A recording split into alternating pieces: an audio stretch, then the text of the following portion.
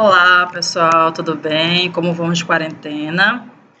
Pessoal, hoje nós daremos início ao estudo das classes farmacológicas, tá? E a primeira classe que nós veremos é a classe dos antibióticos. Nós vamos ver como é que os antibióticos se classificam e principalmente quais são as indicações de cada classe dos antibióticos e quais são os antibióticos que se enquadram em cada classe, juntando com as suas vias de administração, tá? Então, vou diminuir minha tela e vou colocar o material disponível aí para vocês, tá? Então, bora lá. Para começar, a gente fala dos antibióticos, eles são classificados como antimicrobianos, que são medicamentos que combatem certos tipos de micro-organismos. Nos antimicrobianos, nós encontramos também os antifúngicos, os antivirais, entre outras classes, tá? Então, começando com os antibióticos, os agentes antibacterianos, na verdade, é uma substância que tem a capacidade de interagir com micro-organismos unicelulares ou pluricelulares, dependendo do tipo de micro-organismo, que causam infecções no organismo humano, tá? Então, basicamente, essas infecções ocasionadas por bactérias, elas seguem um padrão. E que padrão é? Inchaço, vermelhidão, rubor e aparecimento de líquido, coleção de líquido, acúmulo de líquido em algum setor. Nesse caso aqui dessas imagens, vocês podem observar, ó, pus. Na garganta, isso aqui são placas de pus. O que são essas placas? O que é esse líquido? Família, colônia de bactérias que vão se juntando, se unindo, e elas viram aos milhares, e como elas estão muito bem unidas em um local só, elas começam a produzir esse tipo de secreção. A morte celular em si também já faz a coleção de líquido, o acúmulo de líquido em determinada região do corpo. Então, a gente observa o padrão que segue. Então, lembra, infecção bacteriana sempre vai seguir o padrão, geralmente, ou de apresentar febre, calafrios e de acúmulo de secreção de pus em algum local, que é no local afetado, lógico, tá? E aí a gente tem duas funções dos agentes antibacterianos. Eles funcionam ou como bactericida ou como bacteriostático. Para o medicamento ser bactericida, ele mata literalmente a bactéria, causando a quebra. Aqui, ó, causando a lise da bactéria. Lise é a quebra. A lise bacteriana, ela vai liberar uma substância que causa efeitos indesejáveis no organismo humano, como eu falei. A morte celular, sem ser a programada, que é a de apoptose, a morte causada por medicamentos, faz com que a célula, por exemplo, exploda, e nessa explosão celular, ela faz o derramamento de um líquido, onde esse líquido vai ocasionar efeitos indesejados em nós. Quando o medicamento é bacteriostático, é quando ele só inibe a reprodução da bactéria. É quando o antibiótico ele não mata a bactéria, ele só vai lá e impede que essa bactéria se replique. Significando o quê? Bactéria, ela só se reproduz por replicação. Uma vira duas, duas vira quatro, quatro vira oito e assim por diante até virar milhares. O antibiótico bacteriostático, ele vai lá e impede essa proliferação celular, fazendo com que elas parem de se desenvolver, de crescer e de se multiplicar, fazendo com que morram com o tempo, porque essas famílias, essas bactérias, elas vivem de colônia, elas vão crescendo e se fortalecendo. Se você impede o desenvolvimento de qualquer coisa, esta coisa não vai ter o seu principal efeito. Com a bactéria é a mesma coisa, tá? Nunca deve se associar um bactericida com um bacteriostático, porque o bactericida vai ter sua ação diminuída pelo bacteriostático, e aí você vai estar trocando o antibiótico que mata a bactéria por apenas aquele que faz o impedimento de desenvolvimento dessa bactéria. Então, sempre que você for observar, tem gente que faz a utilização de mais de um antibiótico, nunca associar antibiótico bactericida com bacteriostático, porque eles vão interagir e vai tirar o efeito do outro. Aí nós temos a questão da resistência natural e da resistência adquirida. Resistência natural, ela ocorre independentemente de o indivíduo usar ou não o medicamento antibacteriano. A bactéria não vai responder, é natural. Ela não responde e acontece de forma espontânea no corpo, no organismo humano. Já a resistência adquirida, ela ocorre quando o tratamento é interrompido antes do tempo necessário. Assim, vai ficar restos de bactérias, cepas de bactérias, que vão se fortalecer com o tempo. O que é isso? A resistência adquirida é aquele tipo de tratamento onde, por exemplo, você foi indicado 7 dias de tratamento de antibiótico. No terceiro ou quarto dia, você já se sente bem, a infecção já regrediu e você já está se sentindo 100%. E aí, muita gente resolve parar o tratamento. Ah, eu já estou bom, por que eu vou tomar remédio à toa? A questão do antibiótico não é à toa. Se você tem o tratamento de 7 dias, permaneça o tratamento de 7 dias, independente de você observar o resultado ou não, porque se você diminui o prazo de tratamento, vai ficar restos bacterianos, cepas, essas cepas vão se fortalecer, e quando você tiver outra infecção causada pelo mesmo tipo de bactérias, elas estarão super resistentes àquele mesmo antibiótico, já que elas se acostumaram, teoricamente, àquele fármaco. Então, a orientação é seguir o tratamento, se é de 3 dias, de 5, de 7, de 21 dias ou de 14 dias, dependendo do tipo de infecção e do tipo de medicamento tomado. Deixa eu só mudar aqui. Pronto. Então, continuando, nós temos os agentes antibacterianos, as principais classes dos antibióticos. Lembra, quando eu fizer uma questão perguntando as classificações, tem 2 tipos. Tem a classificação dos antibióticos que são bacteriostáticos e bactericidas, isso inclui todos, e nós temos as classes certinhas dos agentes antibacterianos. Nós temos várias classes. A principal não, a mais conhecida é das penicilinas. Nós temos os aminoglicosídeos, as cefalosporinas, as tetraciclinas, macrolídeos, fluoroquinolonas, as sulfonamidas e os cloranfenicóis, tá? Isso tudo são classes para abranger um número maior de bactérias, sejam elas gram-positivas ou gram-negativas. E por que nós temos todas essas classes? Porque uma classe só não consegue abranger todos os agentes bacterianos. Todas as bactérias não dá, não existe um antibiótico que mata qualquer tipo de bactéria para que sirva para qualquer tipo de infecção. Não tem. A gente sabe que tem antibióticos de amplo espectro, aqueles que são menos sensíveis e que servem para uma quantidade maior de infecções, e nós temos aqueles menos sensíveis, que são mais restritos, eles são indicados para o tratamento específico de determinada bactéria, que é quando a paciente faz um antibiograma, faz o exame de sangue, para saber qual o tipo de bactéria que está causando aquela infecção que ele tem. Então, nós temos todas essas classes, aí a gente vai começar a falar de cada uma delas. Primeiro, nós temos a classe das penicilinas, tá? O mecanismo de ação das penicilinas, eles possuem uma ação geralmente como bactericida. As penicilinas, elas agem matando a bactéria de fato, tá? Elas penetram na bactéria e quando a bactéria está se multiplicando, ela inibe a síntese da parede celular bacteriana, fazendo o enfraquecimento dessa bactéria e depois fazendo a quebra, a lise dessa bactéria, onde ela vai literalmente morrer e vai, com o tempo, com o passar das horas, diminuindo o seu potencial de infecção. Essas penicilinas, elas podem ser classificadas de 3 formas. As penicilinas que são sensíveis à penicilase, que é uma proteína, as que resistem à penicilase e as de espectro aumentado, tá? Então, nós vamos ver cada uma delas e quais as indicações para o tipo de tratamento de cada um. Aí nós temos as penicilinas que são sensíveis à penicilase. Primeiro aqui, ó, você já observa aqui na tela, a principal que a gente utiliza, que é a benzetacil, aquela intramuscular, bem dolorida, não tem jeito. Nós temos esses 4 tipos de penicilinas sensíveis à penicilase disponíveis no mercado. Aqui nós temos o nome do fármaco, o princípio ativo, e entre parênteses nós temos o nome do medicamento de referência. E nós temos a benzilpenicilina, ou comumente conhecida a penicilina G-benzatina, conhecida como benzetacil, que é de referência, tá? A via de administração dela é somente intramuscular e ela é indicada para faringite, para amidalite, que são a infecção da garganta, né? causada por Streptococcus, também é utilizado no tratamento de pacientes com sífilis. Aqui, observem.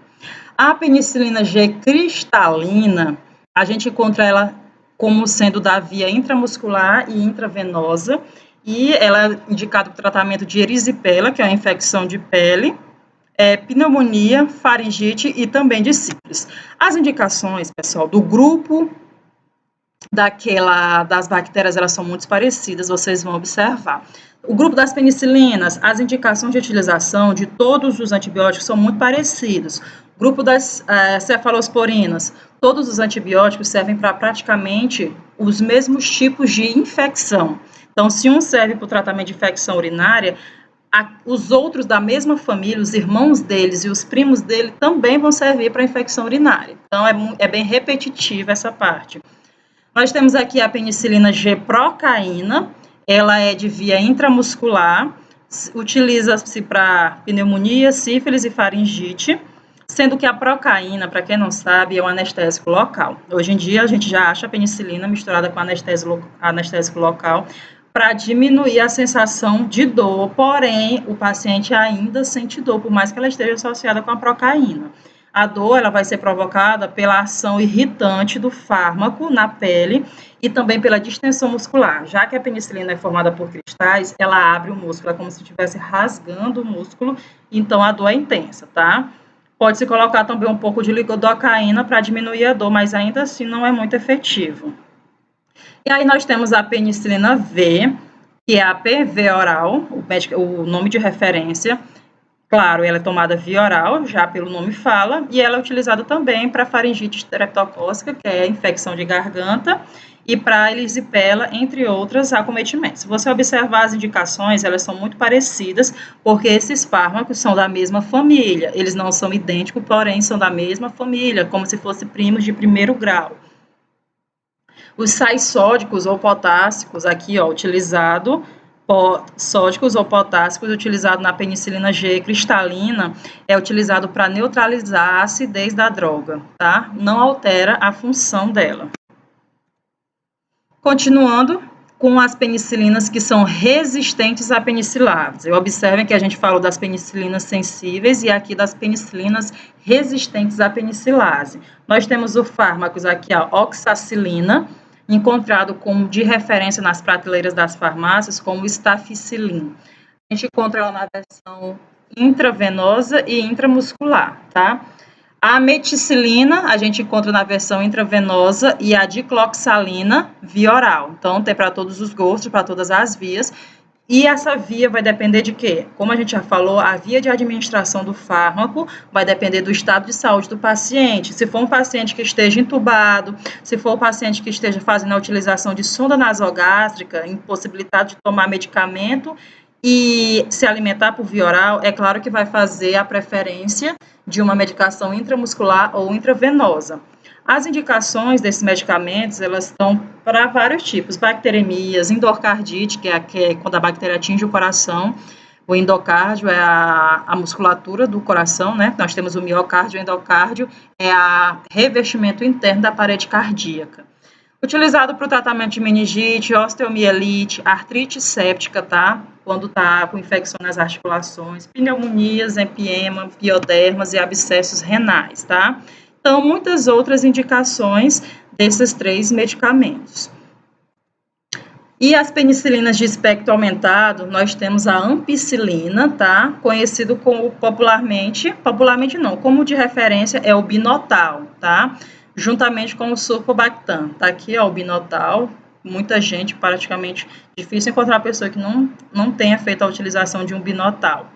O binotal, a via de administração, você encontra ele via oral, intravenosa e intramuscular, utilizada para otite, né, infecção do ouvido, faringite, infecção da garganta, infecção urinária, para quem não sabe, IU é infecção urinária, meningite, entre outras doenças. A amoxicilina, a gente encontra amoxicilina no mercado chamado de amoxil, novociclin, muitos outros nomes, e a gente encontra ela também associada com clavulanato. Ela é encontrada via oral, intravenosa e também intramuscular. E a amoxicilina é o antibiótico de longe o mais utilizado na pediatria, né? Primeira escolha, na otite média aguda, criança, a parte da pediatria é muito mais fácil a criança desenvolver a otite do que um adulto, então é um quadro muito comum de otite na infância. Ela é útil nas faringites, nas sinusites, nas pneumonias, infecções urinárias, entre outras coisas, principalmente, como eu falei, na área pediátrica, tá? Então, aqui, ó, vocês veem, ó, ampicilina, no caso aqui, é genérico, então aqui o nome é do princípio ativo, e isso aqui, o princípio ativo aqui é ampicilina, e aqui em cima é só o nome de referência, é o nome da marca, tá? Então, todo mundo deve conhecer, tá? As penicilinas de espectro aumentado, elas são encontradas sozinhas ou já associadas ao ácido clavulônico. Para quem não sabe, o ácido clavulônico, ele é um sal de potássio e ele age como um protetor do antibiótico, protegendo o antibiótico contra o ataque da bactéria. O que é isso? O antibiótico, por exemplo, nós temos aqui, ó, a amoxicilina com clavulanato. O comprimido de amoxicilina, ele vem associado com clavulanato. Eles pegam a substância de clavulanato, colocam dentro da medicação de amoxicilina. Esse clavulanato vai servir como um protetor desse comprimido, desse medicamento, contra a ação da bactéria. Ou seja, quando eu ingerir o remédio, a bactéria vai tentar combater o medicamento, aquele comprimido, aquele líquido. O clavulanato, ele serve como um mecanismo de defesa para proteger esse medicamento, para não deixar que esse medicamento perca o seu efeito, tá? Então, ele serve para as penicilases se ligar a eles e não destruir a ampicilina ou a amoxicilina, porque se tomada sozinha é mais fácil da bactéria, se ela for muito resistente, se ela for muito forte, é muito fácil dela destruir a medicação. Se a ampicilina ou a amoxicilina forem administradas sozinhas, elas serão inativadas e não terão os efeitos desejados. Então, associado é bem melhor. Sozinho, elas perdem seu efeito. Só precisa associar quando a bactéria for produtora de penicilase. Tá? Se a bactéria não for produtora de penicilase, não precisa associar. Por quê, professor? Porque se a bactéria não for protetora de penicilase, ela não é forte o suficiente, então só o medicamento, só a amoxicilina sozinha já vai servir para matar a bactéria. Se ela for produtora de penicilase, ela precisa dessa proteção, porque senão, se você toma o fármaco sozinho, sem um clavulanato, ela perde seu efeito, tá? Espero que tenha ficado clara essa parte. Aqui nós temos os principais efeitos indesejados das penicilinas.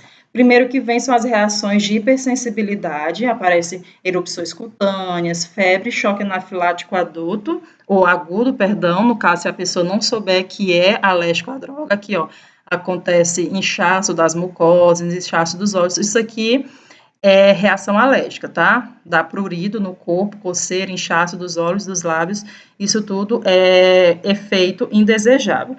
Em relação ao choque anafilático, tem que ter muito cuidado, porque a alergia a qualquer coisa, droga ou alimento, ela tem 3 mecanismos. Ela pode ser leve, moderada e grave. Leve é quando só aparece coceira na pele, aparecem sintomas leves.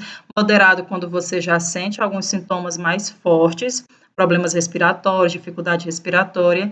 E o choque anafilático, que é uma reação alérgica aguda, onde pode ter parada cardíaca, pode ter parada respiratória, entre outras coisas, tá? Outro tipo de efeito indesejável das penicilinas são os distúrbios gastrointestinais, tá? Náusea, vômito, diarreia, principalmente penicilinas de amplo espectro, que trabalham com uma gama maior de micro-organismos, tá?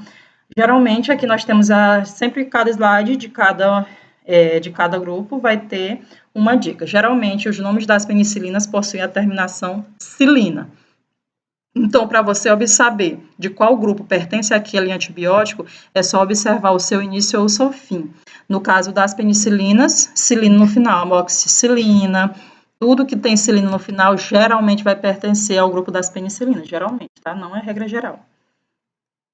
Continuando, alguns cuidados para serem observados com a utilização das penicilinas. As penicilinas não cristalinas devem ser aplicadas com agulhas bem calibosas, principalmente preparadas com agulhas calibrosas para não entupir, 30/8 a 30/9. As penicilinas cristalinas devem ser diluídas em 50 a 100 ml de soro para diminuir o risco de flebite. O que é a flebite? Inflamação da veia. É quando, por algum motivo, o fármaco faz o caminho da veia, ele sobe, inflamando aquela veia, tá? Onde foi o acesso. Antes de serem administradas, verificar se o paciente já tomou ou se apresenta o processo alérgico. Sempre pergunte se o paciente tem alergia àquela medicação, se ele já tomou, beleza, está vivo, então provavelmente não teve nenhum tipo de reação. Se ele tiver, ele vai informar. Se for criança, sempre pergunte ao responsável. Estimular a hidratação do paciente quando ele fizer o uso das penicilinas, principalmente se o tratamento for prolongado, porque a penicilina, a eliminação dela, como a gente já falou, vai ser eliminação renal. A maioria dos fármacos tem eliminação por via renal. A penicilina não é diferente. Então, se ela tem eliminação por via renal, o paciente tem que ser orientado a se hidratar bem para ajudar o rim nesse trabalho. E sempre observar os efeitos tóxicos da droga, principalmente em pessoas que fazem uso daquela medicação de tempo prolongado, por tempo prolongado. Então, vocês vão aprender, ou aprendem aqui no curso, os injetáveis, a parte de injetáveis, justamente porque, como técnicos em farmácia, vocês vão poder fazer algumas medicações na farmácia e, geralmente, aquele paciente, quando ele está fazendo algum tratamento, ele vai toda semana, às vezes 2 a 3 vezes na semana, para você fazer a aplicação daquela medicação. Então, se o paciente está indo procurar atendimento, fazer utilização de uma droga por tempo prolongado, você tem que ceder, orientar esse paciente de forma correta para que ele não tenha danos maiores e os efeitos indesejáveis sejam os menores possíveis. Aqui nós temos as cefalosporinas. Pulando, acabou o grupo das penicilinas e aqui a gente inicia o grupo das cefalosporinas. Cefalosporinas são os grupos de antibióticos chamados de beta-lactâmicos produzidos por fungos, tá? Fungos do gênero Cephalosporium, daí vem o nome do grupo, tá? De cefalosporinas. As cefalosporinas naturais têm menor atividade antibacteriana, tá? Elas começaram a inserir radicais para formar cefalosporinas semissintéticas que são usadas atualmente, ou seja, como a gente falou, a origem dos fármacos, lembra lá, os fármacos podem ser de 3 origens, naturais, sintéticos e semissintéticos. Naturais é quando eles pegam o fármaco diretamente do reino animal vegetal, tá? Ou do reino mineral. Por exemplo, pega diretamente do animal e planta sem passar por nenhum tipo de manipulação. Droga semissintética é aquela que é manipulada em laboratório, mas tem ainda efeito do natural, ela é misturada.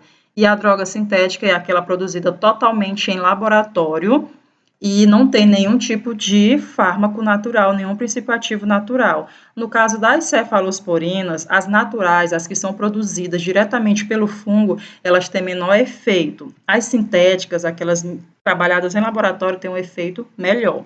O mecanismo de ação das cefalosporinas são bactericidas também, parecidas com as penicilinas, ou seja, bactericidas, elas trabalham matando o micro-organismo, matando a bactéria. E aí, as cefalosporinas, nós temos de 4 gerações, tá? Primeira, segunda, terceira e quarta geração. O que é isso? Primeira geração são as cefalosporinas de espectro de ação mais estreito. O que é isso? Como eu falei, amplo espectro é uma droga que serve para muitos tipos de bactérias.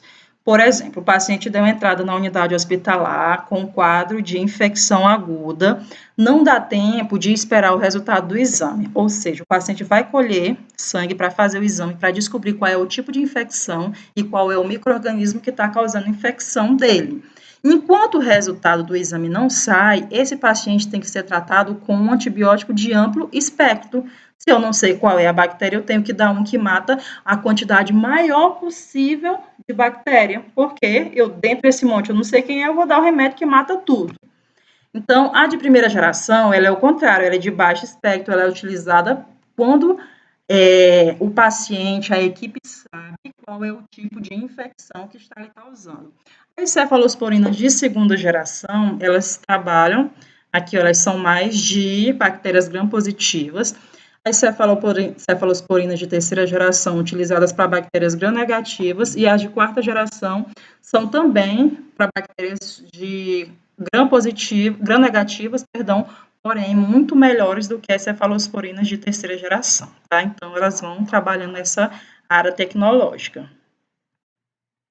Cefalosporinas de primeira geração podem ser utilizadas como terapia alternativa em pacientes que são alérgicos à penicilina.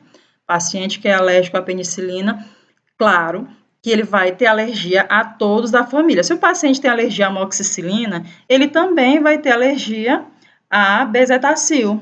Ele também vai ter alergia aos outros medicamentos que eu falei lá, porque eles são o quê? Parentes. Então, se o paciente tem uma alergia a um antibiótico daquela família, ele vai ter alergia a todos os antibióticos daquela família. Então, você que tem que trocar a família daquele paciente. Por exemplo, se a gente pega aqui da penicilina, se o paciente tem alergia à ampicilina, ele também não vai poder tomar amoxicilina. Então, às vezes o paciente chega no balcão, eu queria tal, eu tenho alergia a esse antibiótico. E a pessoa da farmácia receita um antibiótico que é parente dele, que é irmão ou que é primo. Não adianta. Tu tem que escolher de outra família. Se ele tem alergia à penicilina, escolhe uma cefalosporina. Aí nós temos as cefalosporinas de primeira geração. Podem ser utilizadas como terapia alternativa, como eu falei, para quem tem alergia. E aí nós temos o fármaco a cefazolina, encontrado no comércio como Kefazol. Ele tem a via de administração, pode ser intramuscular e intravenosa, tá? Aqui voltando, ele é utilizado, a indicação dele é para infecção do trato respiratório. A cefalotina, que é o Keflin, utilizado de forma intravenosa, não tem outra apresentação do Keflin, é para tratamento de infecções das articulações, infecções da pele, dos tecidos moles e também infecções ósseas, tá? De pacientes que têm infecções ósseas, perdão. E a cefalexina, conhecido como Keflex, que é o de referência, ele é tomado via oral, é utilizado para tratamento de infecções urinárias, infecções de pele, principalmente quem tem furunculose. Furunculose é pessoas que têm furúnculo, só que de maneira exacerbada. Tem em várias partes do corpo, recorrente, quase que todo mês, o aparecimento de algum furúnculo. E também é utilizado para infecções das vias aéreas, tá? E aí nós temos as cefalosporinas de segunda geração, nós temos o fármaco utilizado, é a cefuroxima, utilizado como via oral e intravenosa, e as indicações de tratamento através desse fármaco é para infecção urinária, faringite, sinusites e infecções respiratórias. A cefoxotina, que é o mefoxinho de referência, ele é encontrado de forma intramuscular e intravenosa, e é utilizado o tratamento de peritonite, que é a inflamação ou infecção do peritônio, que é a camada de revestimento abdominal, e também para outras infecções intraabdominais e pélvicas, principalmente pacientes que passaram por algum tipo de cirurgia e fica com o abdômen distendido, com aquela infecção na parede abdominal. E também para infecções ginecológicas. E o Ceclor, que é o Cefaclor, o princípio ativo, ele é encontrado de forma via oral, o tratamento também de infecção urinária, infecções de pele, alguns tipos de infecções de vias aéreas. Se vocês observarem, isso aqui é bem repetitivo, porque se é o mesmo antibiótico daquela mesma família, eles são irmãos praticamente, eles servem para praticamente as mesmas doenças, tá? As mesmas infecções. As cefalosporinas de terceira geração, nós temos 3 tipos de fármacos só, tá? A cefatoxamina, que é utilizada de forma intramuscular e intravenosa, utilizados 3 para infecções do trato respiratório, pneumonia, meningite, infecções urinárias, entre outras infecções. A ceftriaxona é a mais conhecida de terceira geração, também é encontrada na forma intramuscular e intravenosa, e a ceftazidima, também intramuscular e intravenosa, para pneumonias, entre outras infecções do trato respiratório.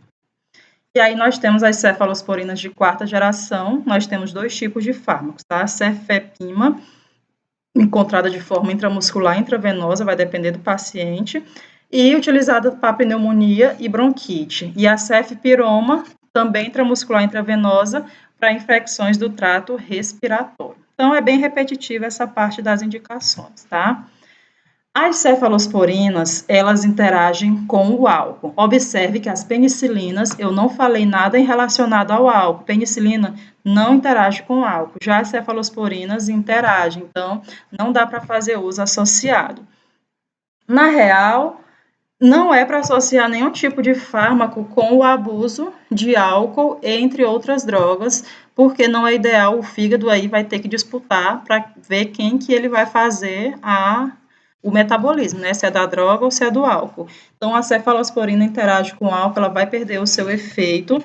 E aí você pergunta, professora, mas por que qualquer médico, qualquer profissional da saúde fala que tem que parar de beber quando estiver fazendo tratamento com um determinado medicamento? Não é que o medicamento interage com álcool, é porque o profissional da saúde, ele não sabe qual a quantidade de álcool que o paciente bebe. Porque se a gente perguntar, seu José, o senhor bebe? Ninguém vai dizer que bebe até cair, bebo até cair, bebo e perco a noção. Ninguém fala a quantidade de álcool que bebe. Se perguntar a quantidade, sempre vai dizer que é pouco. Então, como ninguém sabe a quantidade de álcool que o paciente ingere, é melhor que indique logo que não beba. Mas as cefalosporinas interagem com o álcool. Reações adversas das cefalosporinas, nós temos diarreia, reações alérgicas, principalmente de pele, nefrotoxicidade, ou seja, ela sobrecarrega o sistema renal, e urticárias, que são essas coisinhas aqui na pele, ó, essas infecçõezinhas de pele. Dica das cefalosporinas, geralmente os nomes delas iniciam-se com o prefixo cef, tá? C-E-F, ceftriaxona, entre outras, tá? Família dos macrolídeos. Descobertas em 1952, a eritromicina foi isolada da Streptomyces, tá? Que é uma bactéria. Os macrolídeos têm uma boa tolerabilidade pelo corpo, boa absorção oral e atividade contra micro-organismos resistentes a outras drogas. Então, vai da escolha aí. Se o micro-organismo está super resistente ao tratamento com outros antibióticos, escolhe um da família dos macrolídeos. Não causam tanto efeitos adversos, eles são muito bons e nem causam também irritação do trato gastrointestinal, como as penicilinas e as cefalosporinas, que irritam muito o estômago. O mecanismo de ação dos macrolídeos são bacteriostáticos. Então, lembra, bacteriostático inibe o crescimento e reprodução da bactéria. As cefalosporinas e as penicilinas que a gente falou anteriormente, elas são bactericidas, tá? Elas matam. E os fármacos da família do macrolídeo, nós temos 3, a eritromicina, a azitromicina e a claritromicina. E aí nós temos o fármaco, a eritromicina, é encontrada de forma via oral intravenosa, todos os 3, tá? Todos via oral intravenosa. Nós temos a azitromicina, no comércio a gente conhece como Zitromax e Astro, e a claritromicina. São utilizados principalmente para infecções do trato respiratório, faringite, sinusite, amidalite, otite, infecções de pele, entre outros tipos de infecção. Os efeitos indesejáveis e as contraindicações desses macrolídeos podem causar náusea, diarreia do abdominal, tontura, dor de cabeça, interação com antiácido, diminuindo o efeito do antiácido, tá? Aqueles antiácidos, aqueles pauzinhos que você toma para estômago, né? Estomazil, entre outras coisas. E deve-se evitar a exposição à luz solar, fazer a utilização do uso de protetor, porque o macrolídeo vai interagir aí com mecanismos da pele, principalmente quem tem a pele mais sensível. Tem que fazer a utilização do protetor quando tiver em algum tipo de tratamento com os macrolídeos, tá? A dica, geralmente os nomes dos macrolídeos possuem a terminação tromicina, tá? Então, lembra, se você observar, aqui, ó, todos têm tromicina no final. Lembra que é da família do macrolídeo, tá? Famílias da tetraciclina. Tetraciclinas são classificadas pela ação, 3 tipos. A ação curta, nós temos a oxitetraciclina e a tetraciclina. A ação intermediária, nós temos a demecloxina, e a ação longa, a doxiciclina e a minoxiclina. Os fármacos aqui, nós temos a tetraciclina, que é o Tetrex, é via oral, e a doxiciclina, que é a vibramicina, também via oral, utilizada no tratamento de sífilis, uretrite, acne, cólera, entre outras doenças. As tetraciclinas, elas têm um mecanismo de ação, como eu já falei, elas são bacteriostáticos, elas impedem o crescimento e o desenvolvimento da bactéria.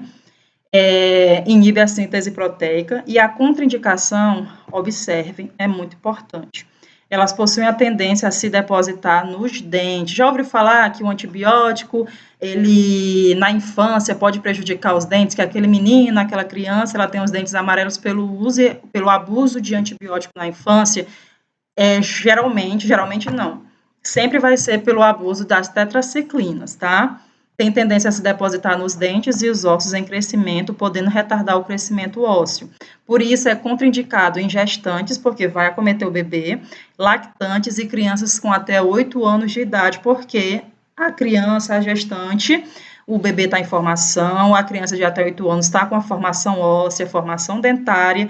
Então, até os 8 anos é quando a criança já trocou os dentes, ou pelo menos iniciou o processo de troca dentária dos dentes de leite pelos permanentes. Os dentes ficam cinza ou marrom, mais frágeis, mais suscetíveis à cárie. Ocorre alteração do esmalte e também a resistência do dente. Fica uma pessoa, vai crescer, um adulto com problemas dentários, tá? As tetraciclinas, os efeitos indesejados dela, agem mais com distúrbios do trato gastrointestinal, náusea, vômito, diarreia, principalmente na administração por via oral, por causa da ação irritante. Efeitos em tecidos calcificados, de retardo do crescimento ósseo e também aqui, observem alterações dentárias, como eu falei. Pode apresentar também fototoxicidade, que são as erupções vermelhas nas áreas expostas à luz solar. Para prevenir, deve-se evitar a exposição ao sol e usar filtro solar. Ou seja, quando você está em tratamento, ele deixa a pele mais sensível.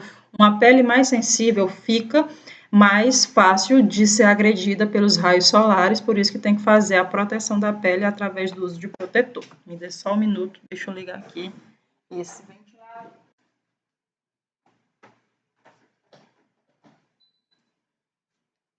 Pronto.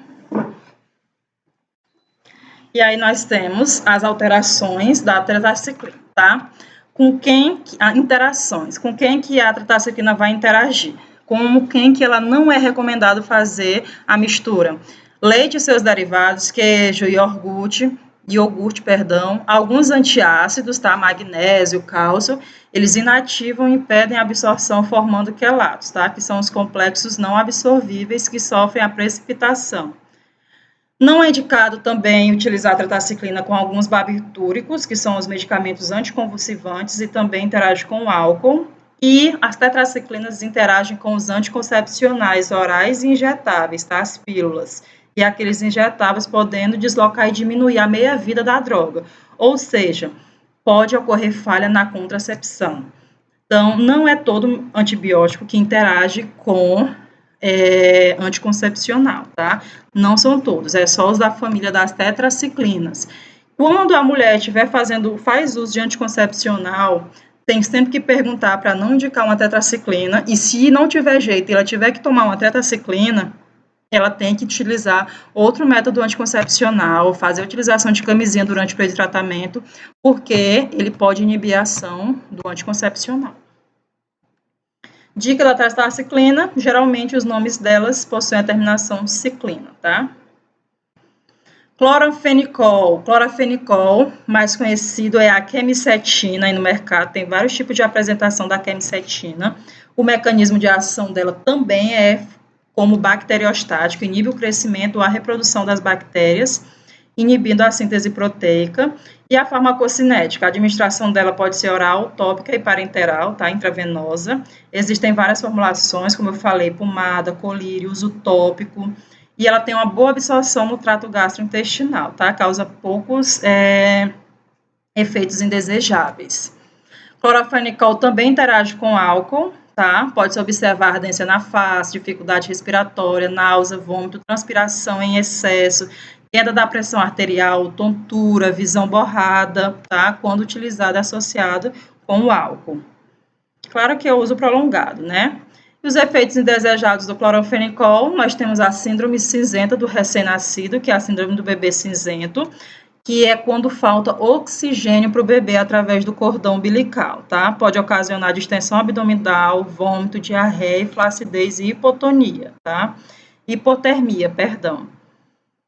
A pigmentação cinzenta, ela é devido à hipóxia. Como eu falei, hipóxia são baixos níveis de oxigênio nas células do bebê e ele fica em cianose, que é aquela coloração azulada, principalmente nas extremidades, nas mãos e nos pezinhos, tá?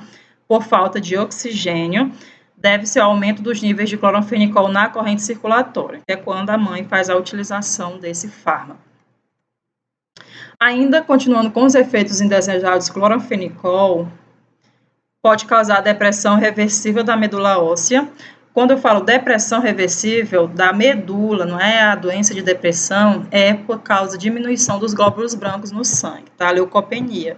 Tem a terapia prolongada, pode causar neurite óptica, ou seja, quem faz a utilização prolongada da família do cloranfenicol pode ter algum comprometimento da visão, tá? Então tem que ter muito cuidado. E, pessoal, no mais é isso. Espero que tenha ficado muito claro a questão dos antibióticos. Dá para perceber que são muitas famílias, são muitas classificações dos antibióticos. Nossa, eu estou bem suada. Liguei aqui o ventilador, porque senão ele atrapalha o áudio, tá?